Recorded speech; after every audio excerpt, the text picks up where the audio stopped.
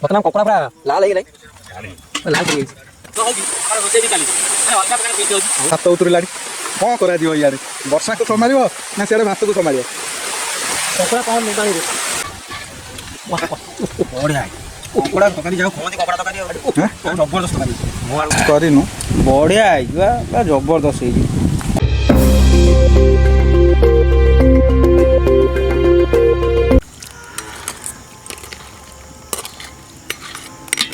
କଙ୍କଡ଼ା ବର୍ତ୍ତମାନ ପାଣିରେ 10 ମିନିଟ୍ ବର୍ତ୍ତମାନ ଗରମ ଆମର ଏଠି ବର୍ତ୍ତମାନ ପିଆଜ ରସୁଣ ଅଦା ଛଡ଼ା ପ୍ରସ୍ତୁତି ଚାଲିଛି ମସଲା ହେବ ପିଆଜ ଗୁଡ଼ା କ'ଣ ଗ୍ରାମ୍ୟ ବ୍ୟାଙ୍କରୁ ଆଣିଛୁ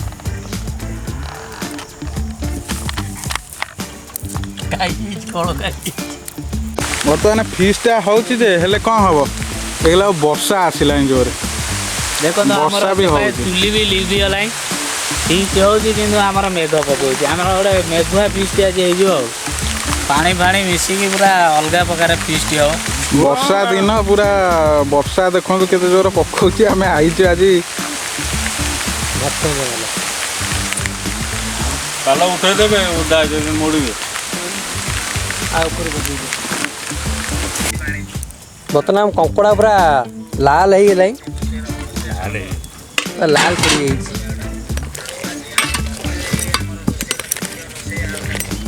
ବର୍ତ୍ତମାନ ଏଇଟା ଓହ୍ଲା ହେଇକି ତାପରେ ଥଣ୍ଡା ପାଣିରେ ଦେଇକି କଙ୍କଡ଼ାଟା ବର୍ତ୍ତମାନ ଛଡ଼ା ହେବ ଛଡ଼େଇ ଦେବା ତାପରେ ତରକାରୀରେ ପ୍ରସ୍ତୁତି ଚାଲିବ ଆଉ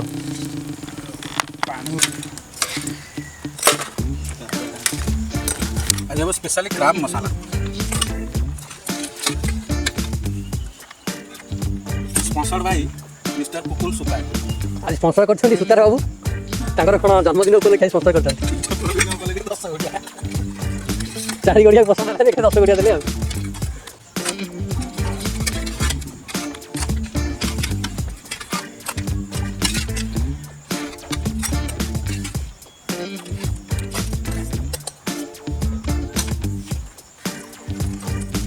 ବର୍ତ୍ତମାନ ଥଣ୍ଡା ପାଣିରେ ପକାଇ ଦେଇଛୁ କଙ୍କଡ଼ା ଧୋଇକି ଆମେ ଛଡ଼େଇବା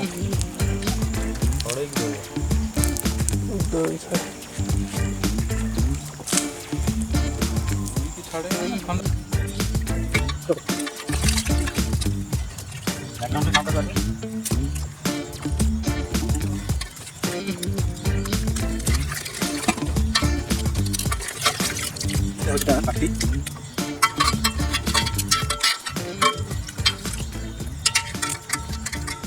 এটা নাই এটা ছড়ো দিই পারি এটা সব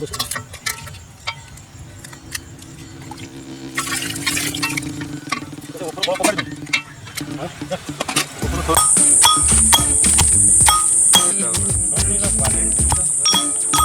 উপর ରସୁଣ ଆଉ ଅଦା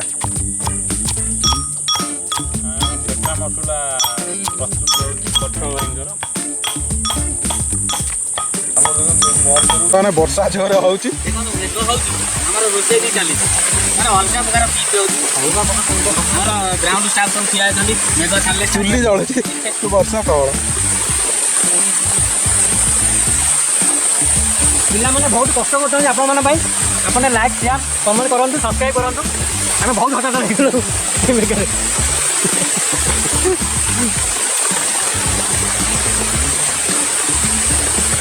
ଆରେ ଜାଳ ପ୍ୟାଣ୍ଟ ଭିତରେ ପୁରେଇ ଦେବା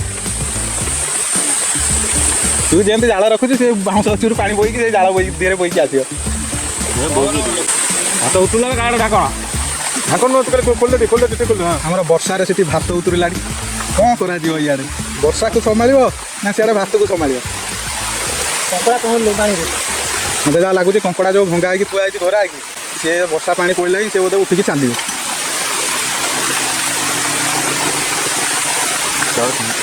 ଦେଖନ୍ତୁ ବାହାରେ କେମିତି ମେଘ ହେଉଛି ଆମେ ଯେଉଁ ଜାଗାରେ ରୋଷେଇ କରିଥିଲୁ ସେଇ ଜାଗା ପାଣି ପୁରା ଚୁଲିରେ ପାଣି ପଶିକି ଭାଇକି ହଟା ଆମେ ସବୁ ଦେଖନ୍ତୁ ସବୁ ମେଘରେ ପୁରା ଓଦା ମୋଦା ହେଇକି ଆଜି ଭାଇ ଆମେ ରୋଷେଇ କରୁଛୁ ଆଉ ଯଦି ଭିଡ଼ିଓଟାକୁ ଆପଣ ଦେଖୁଥିବେ ଆମ ପାଇଁ ଗୋଟେ ଲାଇକ୍ଟେ କରିବେ ଆଉ ସବୁ କରିବେ ଭାଇ ମେଘରେ ଆମେ ଓଦା ମୋଦା ହେଇକି ଆମେ ଆଜି ଭିଡ଼ିଓଟା ସୁଟିଂ କରୁଛୁ ଭାଇ ଅଲଗା ପ୍ରକାର ଲାଗୁଛି ଭାଇ ଶୀତ ତ ନାହିଁ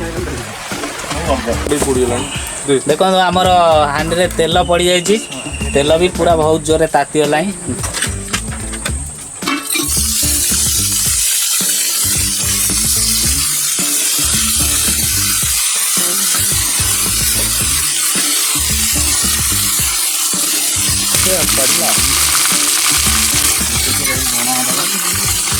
ହାଲକା ଟିକେ ଜଷ୍ଟ ଲୁଣ ପକେଇଦେବା।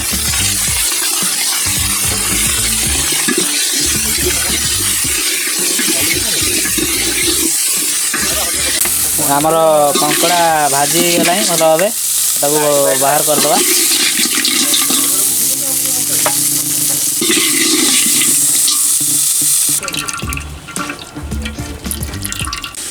ଲାଇଟ୍ ଦେଖାବା କଙ୍କଡ଼ା ବର୍ତ୍ତମାନ ଯୋଉ ଖାଇଯାଉଛନ୍ତି ଜଷ୍ଟ ହାଫ୍ ଫ୍ରାଏ ହେଇକି ଅଛି। ଆଳୁଟା ତେଲରେ ଭଜା ହେଉଛି। ଆଳୁଟା ଭଜା ହେଇସାରିଲା ପରେ ମସଲା ସବୁ ରେଡ଼ି ହେଇକି ଅଛି। ମସଲା ସବୁ ବର୍ତ୍ତମାନ କଷା କଷି हम पूरा ब्राउन ହେଇଗଲାଣି। ବ୍ରାଉନ୍ କଲେ ଅଦା ରସୁଣ ପେଷ୍ଟ ପକେଇବା ଆମେ। ଅଦା ରସୁଣ ପେଷ୍ଟ ପଡ଼ିଗଲା, ଘଣ୍ଟା ହେଲା ବର୍ତ୍ତମାନ।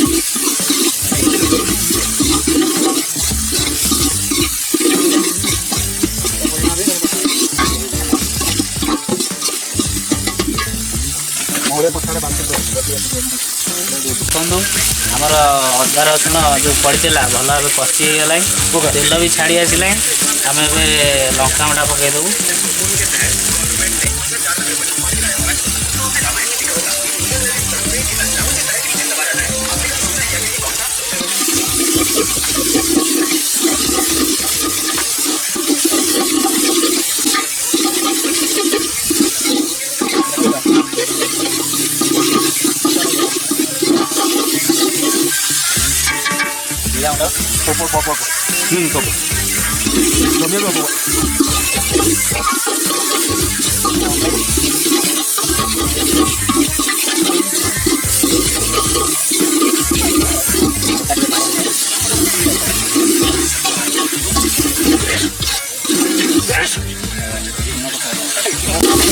मीट मसला पकईदे आम कंकड़ा झोल में मीट मसला पड़े कंकड़ा मसला तो ना आ कौन कर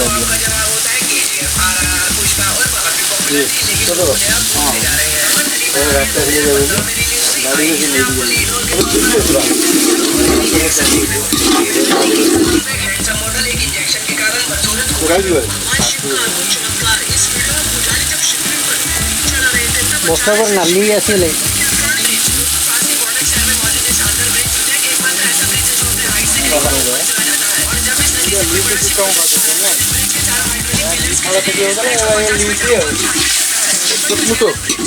ପାଣି ଦେଲୁ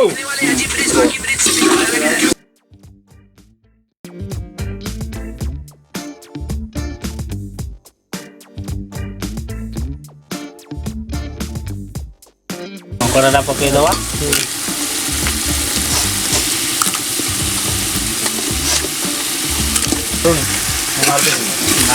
पड़गला आलू बड़ा कंकड़ा चाहिए आलू बड़ा पड़ी पशिदवा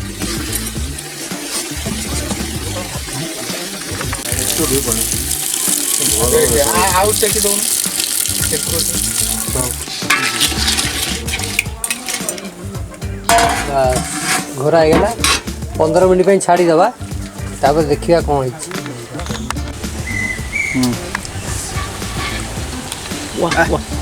बढ़िया कंकड़ा तकारी जाओ कहती कंकड़ा तकारी जबरदस्त तकारी मो आड़ आने केमतिया करूँ खातु कहे जिनस केमतिया जबरदस्त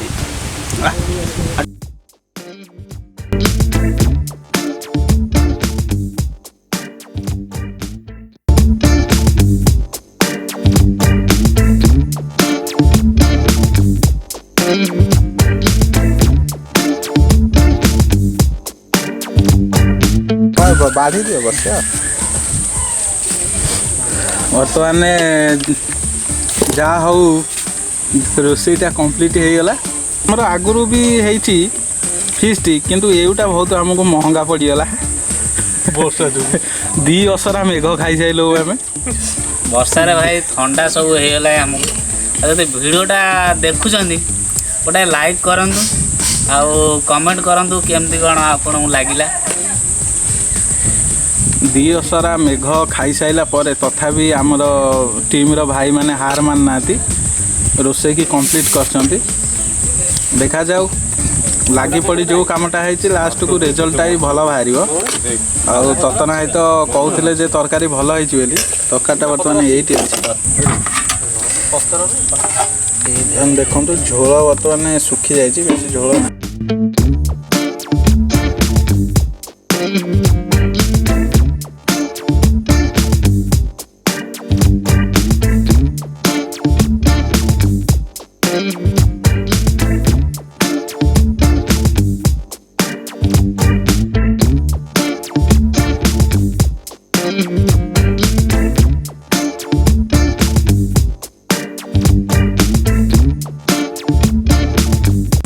ଆମ ଟିମ୍ର ବୟୋଜ୍ୟେଷ୍ଠ ବ୍ୟକ୍ତି ଜଣେ ମତେ କାହିଁ ଦେଖୁ ସିଏ ଚାହୁଁଛନ୍ତି ପୁରା ଫାଇନାଲକୁ ମାନେ ଗୋଟାଏ ବଲ୍ ଦେବ 6 ରନ୍ ଦେବ ସିଏ ଆସିବେ ଫିଲ୍ଡ ଉପରକୁ, ସେଥିପାଇଁ ସେ ଆଗରୁ ହାରିବା ପାଇଁ ଚାହୁଁନାହାନ୍ତି। କେମିତି ସ୍ୱାଦ କେମିତି ଟେଷ୍ଟ ଆମେ ରାକେଶ ଭାଇ କହିବେ। ସେ ତ ଗୋଡ଼କୁ ଖାଲି କଡ଼ମଡ଼ା କରି ଚୋବେଇ ଯାଉଛନ୍ତି। ଏଇଟା ହେଉଛି କଙ୍କଡ଼ାର ଯେଉଁ ମେନ୍ ଗୋଡ଼।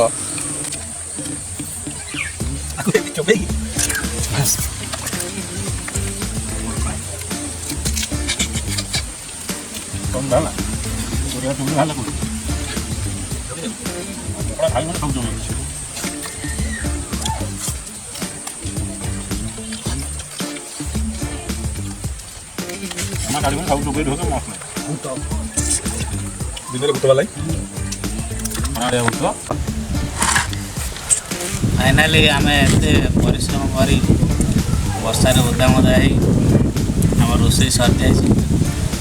ଆପଣମାନେ ଦେଖୁଥିବେ ଆମ ହାଲତରୁ ଦେଖୁଥିବେ କେତେ ଆମେ କାଦୁଅ ମାଦୁଅରେ ଗଡ଼ି ଗାଡ଼ି ରୋଷେଇ ସରିଛି। ଆଉ ରୋଷେଇଟା ତା ଫଳ ଏତେ ଭଲ ରେଜଲ୍ଟ ବାହାରିଛି, ଯେଉଁ ଆମର ପରିଶ୍ରମଟା ହେଇଥିଲା ସେ କୁଆଡ଼େ ଇଏ ହେଇଗଲା, ଦୂର ଏ ବର୍ଷ ମାଟ୍ରିକ ରେଜଲ୍ଟ ଭଳିଆ ଆଉ ସବୁ 95ରୁ ଏଭବ। ବହୁତ ବଢ଼ିଆ ଲାଗୁଛି। ଆଉ କଙ୍କଡ଼ା ରୋଷେଇ ମୁଁ ଆଜି ଫାର୍ଷ୍ଟ ଟାଇମ୍ କାହିଁ ଖାଉଛି, ମୁଁ ଆଗରୁ କେବେ ଖାଇନଥିଲି। ବହୁତ ବଢ଼ିଆ ଲାଗୁଛି। ଆଉ ଟିକେ କଙ୍କଡ଼ାଟା ଗୋଟେ ପିସ୍ ଖାଇକି ଦେଖିବା।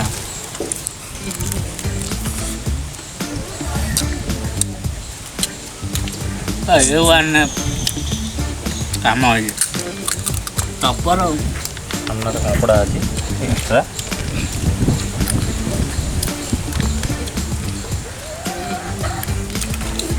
ଇଏ କାଁ ରହିଲା ମଝିରେ ତତ ନାହିଁ ଚୁଡ଼ା ତତ୍ନ ଦିନ ଗୋଟେ ତନ ଖାଉଛି। ଖାଇବାଟା ଆଜି ପୁରା ସୁପର ହେଇଛି। କଙ୍କଡ଼ା ପୁରା ରସ ସାଂଘାତିକ ଅଛି।